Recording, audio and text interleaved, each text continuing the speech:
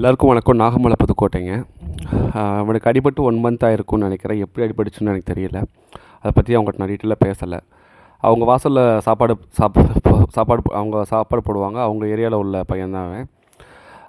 வீட்டுக்குள்ளே வச்சு லாக் பண்ணி அவனை மெயின்டைன் பண்ணவும் முடியலை. ஏன்னா வெளியே ஓடணும், கத்தணும், அப்படியே அவன் வந்து இருந்துகிட்ருக்கான்.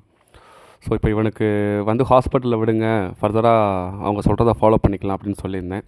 பட் நமக்கே தெரியுங்க, அந்த கால் ரிமூவ் பண்ணி தான் ஆகணும்.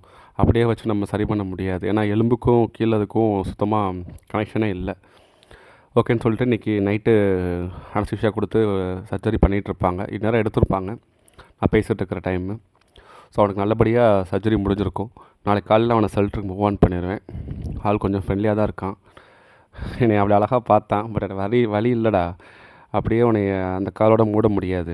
நீ அதை வச்சு பெண்ட் பண்ணி வெயிட் பேலன்ஸு ரொம்ப இஷ்யூ வரும். 3 கால்லையுமே வெயிட் பேலன்ஸ் இஷ்யூ வருது. பட்டு 3.5 கால் 3.25 கால் அப்படின்னா சுத்தமாக கஷ்டப்பட்டுருவான். ஸோ அதனால் காலை ரிமூவ் பண்ணிடுவாங்க. நான் ஃபர்தராக அவனுக்கு ஷெல்டருக்கு மூவ் ஆன் பண்ணதுக்கப்புறம் நான் அப்டேட் பண்ணுறேன். அடாப்ட் ஆகிடுறான் அப்படின்னா மறுபடியும் ஏரியாலேயே விட்டுறலாம். அது மாதிரி காது கட் பண்ணிருந்துச்சு, கருத்தடை பண்ண மாதிரி தெரியல. ஸோ அதையும் ஃபாலோ பண்ணணும். ஓகேங்க. இப்போ இந்த சர்ஜரி வந்து கொஞ்சம் அட்வான்ஸ்டுங்க. ப்ளட் லாஸ் ரொம்ப கம்மியாக இருக்கும். ஓகேங்க, ரொம்ப நன்றி.